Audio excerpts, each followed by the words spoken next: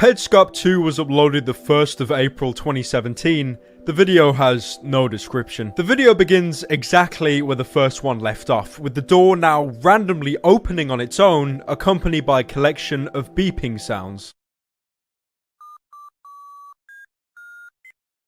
Paul then gives his somewhat confused reaction. Hey, so, the door opened on its own. I was just in the other room for a couple of minutes, and I came back and the door was open, and I checked the recording, because I was recording, and the door just opens on its own. I didn't do anything. When Paul enters, the game cuts to black. Loading up the next area, we can see a dark image within the loading screen. Some enhancement, and we can see what appears to be a collection of floating rooms and objects. Nothing too clear to be made out though. He then walks in front of some sort of vibrating machine. It looks like a generator or a furnace, but honestly, I'm not too sure. The model is basic and somewhat featureless, so I'm not sure what to describe it as. Paul then enters the next room and finds some more collectibles. I'm honestly unsure what to label these things, as they're never explicitly given a name. Although they look like an assortment of gems from Spyro the Dragon and rings from Sonic the Hedgehog, I'm gonna call them gifts, as this is a much more fitting name to the overall theme of the game. And some of these items do look like genuine party gifts. Take for example these triangle shaped ones that look like party hats. It's actually quite ironic that these gifts resemble items from other platformers, but if you compare these protagonists against Paul, there's little to no similarities. Paul's colour palette is drab and faded, and the enlarged eyes that most characters have, Paul's are tiny. It really shows what a juxtaposition Petscop originally was, with these bright and cheery environments, while your character is incredibly dreary by design. Paul seems to fit so much better in this underworld area. Maybe this is where he came from. Maybe this is his home. Another thing of note, I found it strange that there are still gifts down here to collect, almost like someone wanted us down here. Or to some extent, this area was to be programmed in the game, but never made it past the development phase, hence why Paul needed a code to get here in the first place. Cheat codes have always been intertwined with developing games, as early cheat codes were used by developers to test their games, like for example God Mode or NoClip, so it makes sense as to why Paul would have needed a code to access this seemingly unfinished area. As Paul continues through these rooms, we hear a ringing phone that seems to catch him off guard.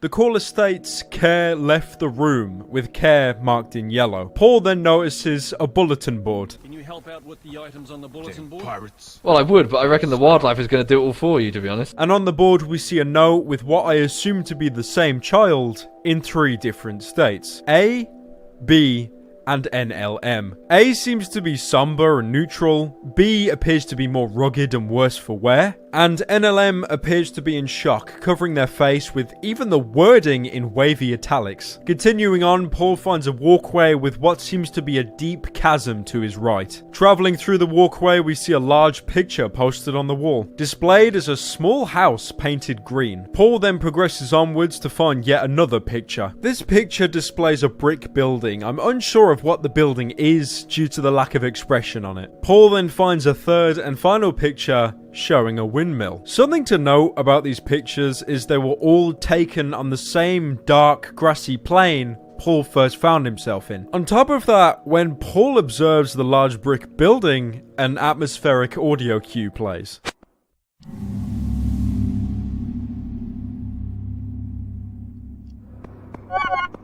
This cue isn't played when inspecting the other 2 pictures, meaning there's something much more ominous about this building. Further up we see what looks like a road with cars travelling on it. Paul tries to explore either direction of the road. There are gifts he can collect, but they end up being dead ends. Paul then walks through a small opening and the loading screen seems to be showing something. With some enhancement we can see what appears to be a staircase with a door at the bottom, but also a doorway on the right with what seems to be light emanating from it. This seems to be in reference from the note Paul found in the first Petscop video talking about going to the bottom of the stairs, but instead of proceeding he turned right and became a shadow monster man. Paul finds himself outside and apologizes for his lack of commentary.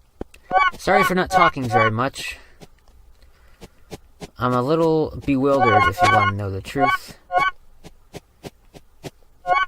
This is a little more than I was expecting to see. This area looks similar to the first area after leaving Even Care, but this place has rocks, fencing, and what looks like to be a shed. So we can gather that this is some sort of backyard or garden. Furthermore, there's what appears to be a headstone with eyes. The headstone inscription reads, Michael Hammond, 1988 to 1995.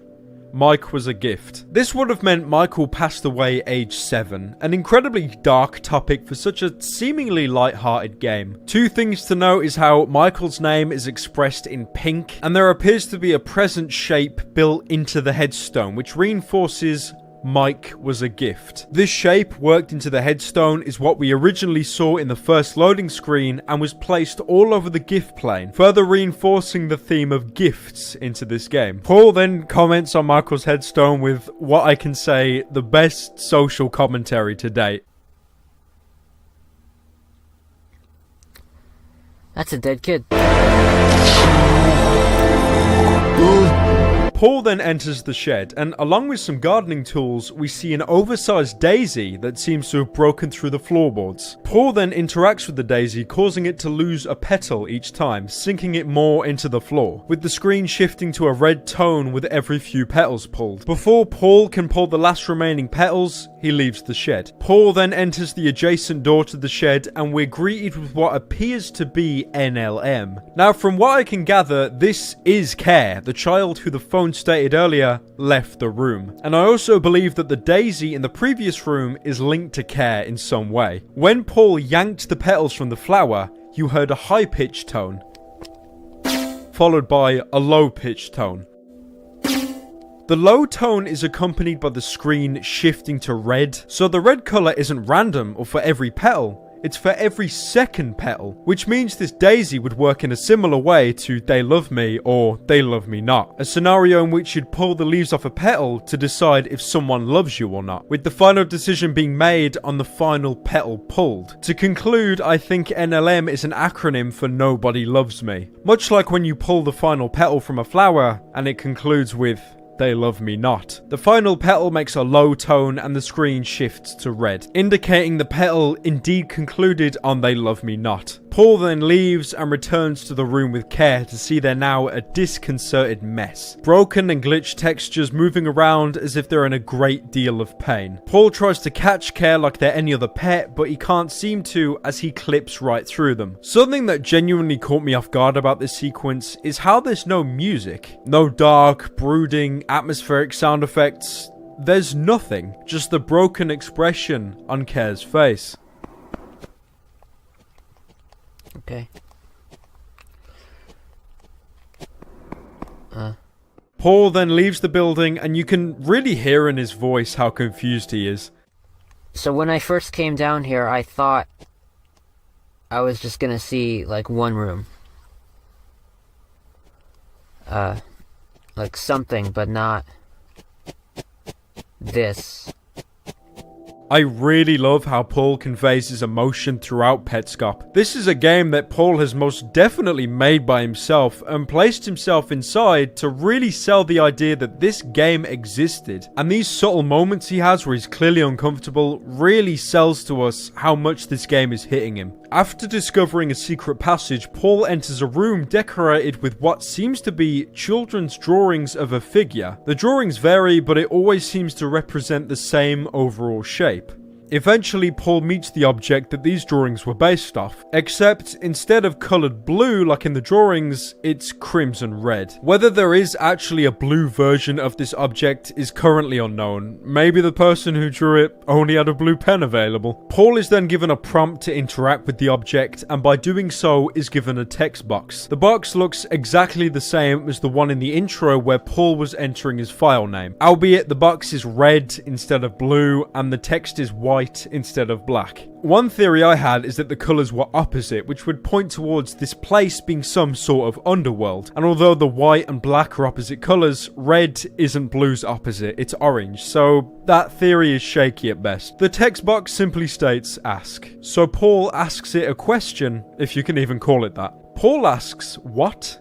and the object answers with, "I don't know." Notice the poor handwriting of the answer the object gives, much like a child. Paul then chuckles to himself, probably realizing that such a baseless question would give such a dumbfounded answer. Paul looks outside from what looks like a TV screen and we see a windmill, the exact windmill from the picture we found earlier. The object then tells Paul to keep watching the windmill. Paul hesitantly accepts and looks again at the windmill. We then hear 2 audio cues.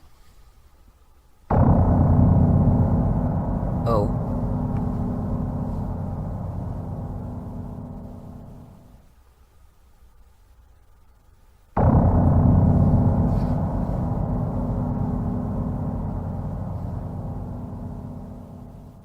Paul then goes on to explain what his plans are for the future of the series. Alright, so it's been like 2 minutes. And when those sounds were playing, there was nothing happening as far as I could tell, and nothing has happened since. So, I'm just gonna keep going. There's already been stuff that I could dig a little deeper into, and I'm gonna do that, and keep you updated. But also, when you come home next month, and hopefully you're feeling a little more enthusiastic about that now, we can investigate this together. And maybe you'll find stuff that I can't find here. It feels like Paul is not talking to us, but someone in particular. Almost like these recordings of Petscop were made for someone he personally knows. But nevertheless, this is Paul acknowledging he knows at least one person watches these videos, albeit not a large YouTube audience. Paul could be talking to Rainer, an individual listed in the channel's About section who gave him this gift, which I assume to be the game Petscop, on Christmas 1997 and 2000. And that Rainer had been missing between June 1997 and 2000. Although that wouldn't make much sense, as if Rainer gave Paul the copy of Petscop, surely Rainer would have played it themselves beforehand? Maybe it was a race to see who could uncover more secrets about the game first, but maybe Rainer gave up so left it to Paul to continue the search and give Rainer updates. But this would conflict with the entire Petscop YouTube channel, as these videos were uploaded publicly for the world to see. They weren't unlisted. So why would Paul post these videos publicly but then address the audience like they're one person? Maybe Paul isn't even the one in control of the channel and someone else is pulling the strings. After some extremely narrow walkways, Paul enters in a room with pink furniture. At the end of the room we see a mirror, and beyond that mirror, a copy of ourselves appears on the reflection side. It has the same oversized feet and torso as Paul, but instead of having the same head, it has a menacing drawing of a girl's face instead, with vacant eyes and a frightening smile. This head looks very similar to the one we found in the loading screen when Paul first arrived here. The creature follows Paul's movements perfectly, much like any reflection, but then Paul walks behind a shelf and something changes.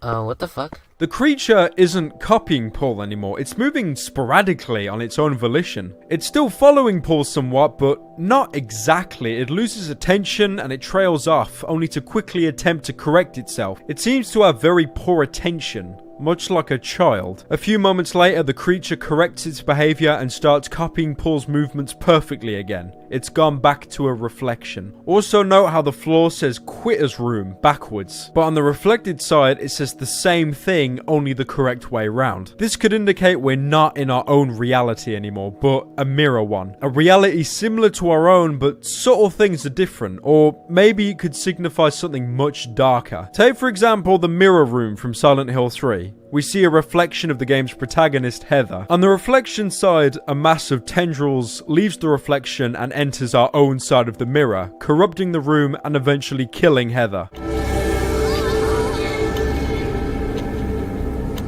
Are we the innocent person in this dark world, or is our perception skewed and we're the invader without even knowing it? Seems like a loose resemblance to Silent Hill, but come on, this is the only time I'm going to be able to make that comparison. I'll sure as heck take it. Paul then walks to one of the walls and we see a note stuck to it. This is backwards. It says, Do you remember being born? Paul then leaves and we find ourselves exiting through the same door we entered at the beginning, only now the door is facing away from the camera. And with that, Petscop 2 concludes.